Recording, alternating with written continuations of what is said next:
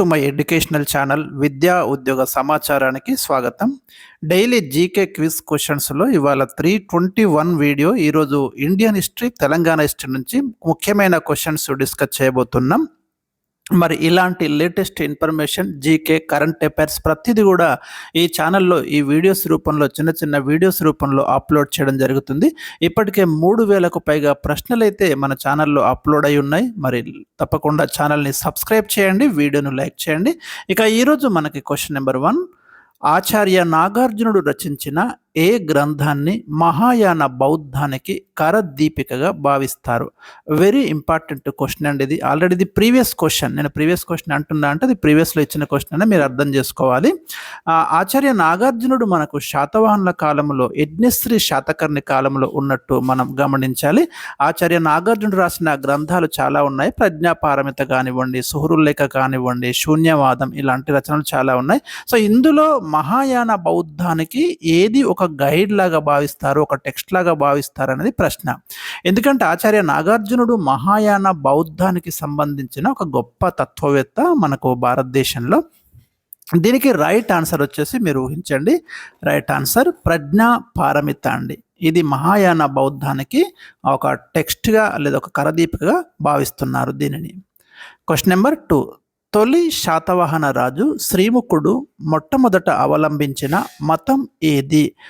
శాతవాహనులు మనకు తెలంగాణ ప్రాంతాన్ని పాలించిన మొట్టమొదటి రాజవంశం. క్రీస్తుకు పూర్వం 225 నుంచి క్రీస్తు శకం 225 వరకు దాదాపు ఒక 450 సంవత్సరాలు 30 మంది రాజులు ఈ ప్రాంతాన్ని పాలించినట్టుగా మనకు చారిత్రక ఆధారాలు ప్రస్తావిస్తున్నాయి. అందులో మొట్టమొదటి రాజు శ్రీముఖుడు అనుసరించిన మతం ఏదనేది ఇక్కడ ప్రశ్న అండి. ఇక్కడ 4 ఆప్షన్స్ ఉన్నాయి చూడండి. బౌద్ధ మతం, జైన మతం, భాగవత మతం, హిందూ మతం. శ్రీముఖుడు, మొట్టమొదటి రాజు శ్రీముఖుడు అనుసరించిన రిలీజియన్ ఏది అనేది ఇక్కడ ప్రశ్న అండి. రైట్ ఆన్సర్ వచ్చేసి మనకు జైన మతాన్ని అవలంబించడం జరిగింది. దీనికి సంబంధించిన ఎవిడెన్స్ వచ్చేసి మనకు కరీంనగర్ జిల్లా మునులగుట్ట వద్ద లభించిన కొన్ని కాయిన్స్ ద్వారా ఈ విషయం అయితే మనకు తెలిసింది. క్వశ్చన్ నెంబర్ 3, తెలంగాణలో వీరగల్ సాంప్రదాయం ఎవరి కాలం నుండి మొదలైంది? తెలంగాణలో వీరగల్ సాంప్రదాయం ఎవరి కాలం నుండి మొదలయ్యింది? ఇది ప్రశ్న అండి. ఇక్కడ 3 ఆప్షన్స్ ఉన్నాయి. కాకతీయులు, వేములవాడ చాళుక్యులు, ఇక్ష్వాకులు. రైట్ ఆన్సర్ వచ్చేసి మనకు ఇక్ష్వాకుల కాలంలో ఈ ట్రెడిషన్ అయితే మనకి మొదలైంది. ఇంపార్టెంట్ అండి ఇది వీరగల్ ట్రెడిషన్. ఇంతకుముందు కూడా క్వశ్చన్ ఉంది. ఈ వీరగల్ సాంప్రదాయం అంటే రాజు కోసం జీవించి రాజు కోసం మరణించే అంగరక్షకుల జ్ఞాపకార్థం విగ్రహాలను ప్రతిష్ఠించడమే వీరగల్ సాంప్రదాయం. ఇక్ష్వాకుల కాలంలో ఎవరైతే మరి రాజు కోసం ప్రాణాలు అర్పించినటువంటి బాడీ గార్డ్స్, సెక్యూరిటీ ఉంటారో వాళ్ళ యొక్క జ్ఞాపకార్థం, వాళ్ళ యొక్క స్టాచ్యూస్ని అయితే ఏర్పాటు చేసేవాళ్ళు. దీన్ని మనకు వీరగల్ సాంప్రదాయం అంటారు. క్వశ్చన్ నెంబర్ 4, తెలంగాణలో రణము కుడుపు అనే ఆచారం ఏ రాజుల కాలంలో ఉంది? ఇది కూడా తెలంగాణ హిస్టరీ నుంచి ప్రీవియస్ క్వశ్చన్ అండి. ఇక్కడ 4 ఆప్షన్స్ ఉన్నాయి చూడండి. శాతవాహనులు, ఇక్ష్వాకులు, కాకతీయులు, రేచర్ల పద్మనాయకులు. రైట్ ఆన్సర్ వచ్చేసి మనకు రేచర్ల పద్మనాయకుల కాలంలో ఈ సాంప్రదాయం ఉన్నట్టు మనకు తెలుస్తుంది.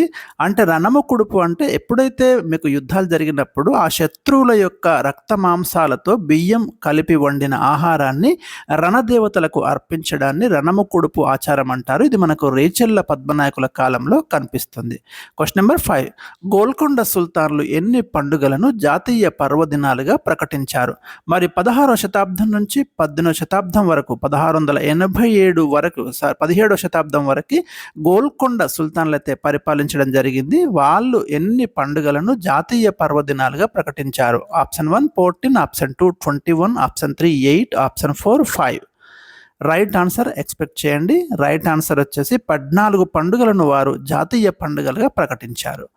క్వశ్చన్ నెంబర్ 6, తెలంగాణలో బోనాల ఉత్సవాలు ఏ నెలలో నిర్వహిస్తారు? ఇక్కడ ఆప్షన్స్ ఇచ్చాను.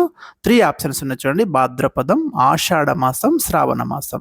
బోనాల పండుగ తెలంగాణలో తెలంగాణ రాష్ట్ర ప్రభుత్వం అధికారికంగా గుర్తించిన పండుగలలో ఒక విశిష్టమైన పండుగ బోనాల ఉత్సవాలండి. ఇది మనకు ప్రతి సంవత్సరం ఆషాఢ మాసంలో నిర్వహించడం అనేది జరుగుతుంది, గుర్తుంచుకోండి. క్వశ్చన్ నెంబర్ 7, జూన్ 1948లోగా భారతదేశానికి స్వాతంత్రం ప్రకటిస్తామని బ్రిటిష్ ప్రధాని అట్లీ ఎప్పుడు ప్రకటించారు? చాలాసార్లు రిపీటెడ్ క్వశ్చన్ అండి. ఇండియాకి స్వాతంత్రం విషయంలో అట్లీ చాలా పాజిటివ్గా ఉన్నటువంటి ప్రధానమంత్రి. భారతదేశానికి స్వాతంత్రం వచ్చే నాటికి బ్రిటిష్ ప్రధానమంత్రి ఎవరు అంటే క్లెమెంట్ అట్లీ అండి. ఎందుకంటే మనకు విన్స్టన్ చర్చిల్ ఓడిపోయిన తర్వాత అట్లీ పవర్లోకి వచ్చిన తర్వాతనే ఇండియా యొక్క స్వాతంత్రం గురించిన డిస్కషన్ అనేది మొదలైంది.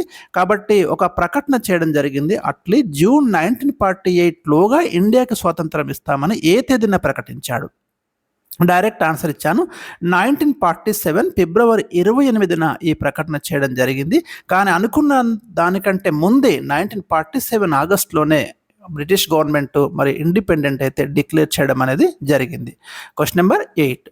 ఋగ్వేదంలోని గాయత్రి మంత్రం ఏ దేవతను కీర్తిస్తుంది? మనకు ఋగ్వేదంలో మొత్తం 10 మండలాలు ఉన్నాయి. అందులో 3వ మండలంలో గాయత్రి మంత్రం ఉందండి. ఇది ఎప్పుడు అడుగుతున్నటువంటి ప్రశ్న.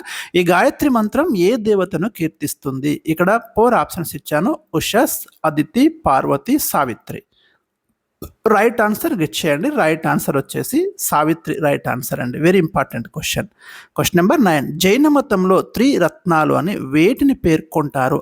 వర్ధమాన మహావీరుడు మరి చారిత్రకంగా చూస్తే జైన మత స్థాపకుడిగా ఒక క్రెడిట్ అయితే ఉంది.